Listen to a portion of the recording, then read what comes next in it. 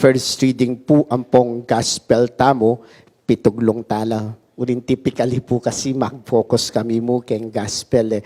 Pero ne po kasanting paganaka in first reading, banta impong ebanghelyo, midi na niya masanting kabaldugan. Napong po, keng first reading tamo, kwento ne pong Solomon, Haring Solomon, ampoy ing reyna na ning Sheba. Nga na po, pintala ni Ruguyaring Solomon, just to listen to the wisdom of Solomon. Uling kabalitan niya po keng galing ng pamagsalita is Solomon. Ngayon po nga dong iti, itang nga gana-gana sinabi ng Solomon, o biglang may wala. Yung reaksyon na ning gino kayo, uling pepaburen mo, milakoya ke ka, ing upaya ning pamagingari. Aliman ke ka, nune, ene mo rin magmana ing kaya maging anak ang tingari na ning Israel nga na po. Nune, ing maging ari, metong niya mo ka rin alipan mo. Siya po sabihan na ning first reading kay katam. Nano pong milyari? Kabang napon is the wisdom of Solomon. Yan po, the failure of Solomon. Ing milyari po kay first reading tamo. Kasi po nga, bala mo lilto na political alliance, ay uso pong yan rin. Karakal po ka rin politiko tamong balingbeng. Wari, may maglakolak yung partido, linipat ng aliwang partido just to maintain power. Wari po, baluta mo po yan, nga rapin sasabi. That's to maintain the position and the power, bantay la po milalako, continuity of their work, nga rapin po sasabi, you align yourself with the existing power. Gawa na po Solomon yan. Nang gawa na, bang kanita makilaban ka rin siping-siping na pong bansa. Piki kasalanan lo. May makyasawa ya po manibat ka rin ng aliwang bansa nga rin. Yung babae ka rin ng aliwang bansa. Yung makatula na po sabi ng kwento, almost 100 wives. Sila niya mo. Ako'y ko pa may kametong niya, dinalan na rin kayo.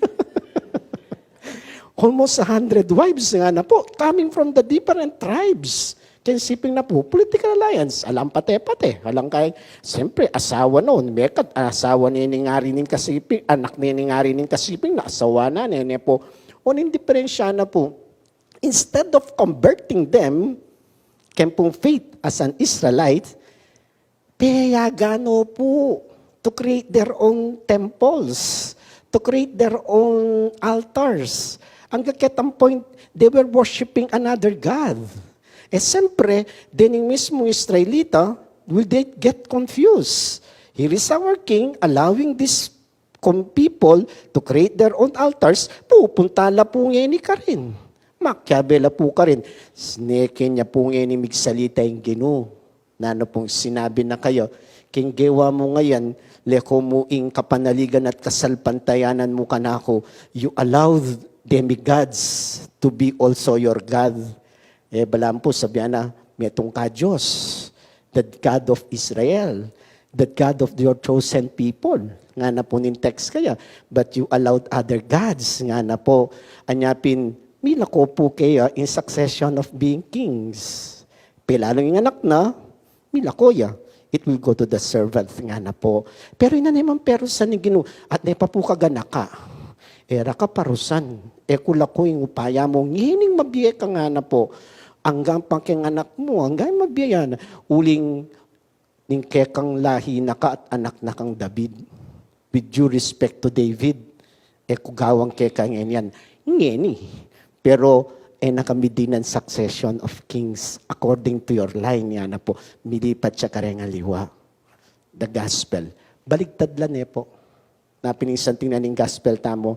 Kinamang gospel tamo, mig-align ning Syrian, Phoenicia, Syrian, babae nga na po, taga Phoenicia, yung linapit king gino.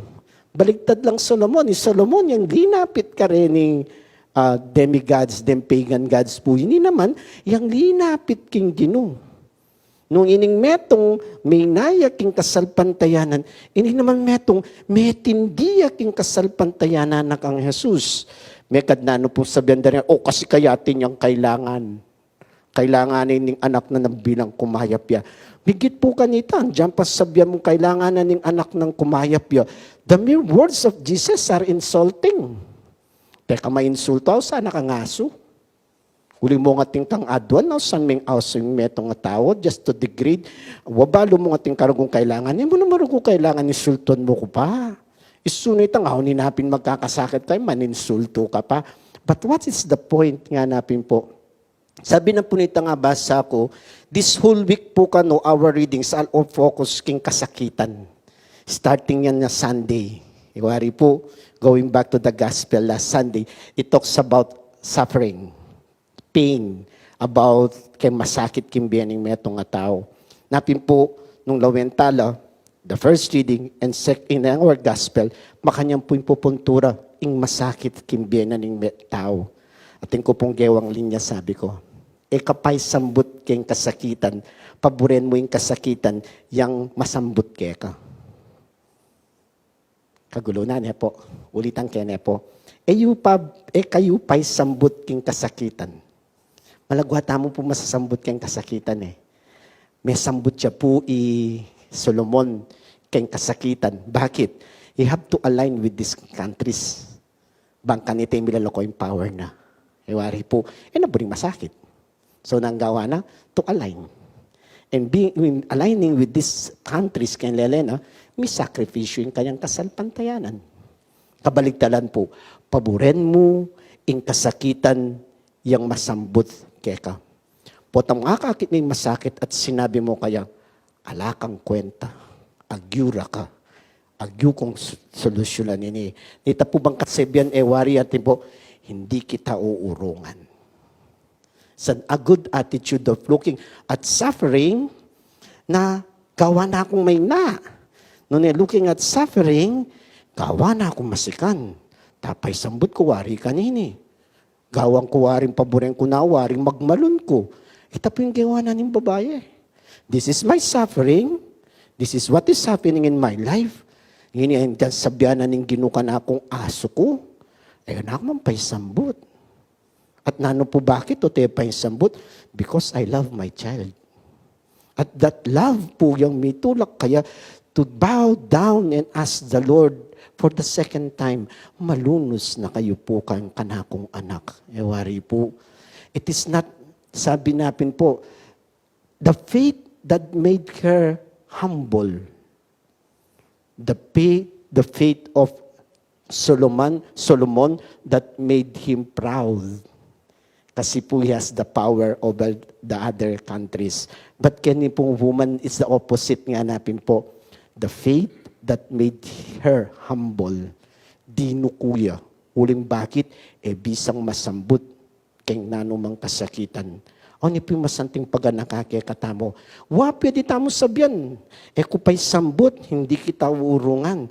Pukem pate. Putan sipin mong bali at neking kataras.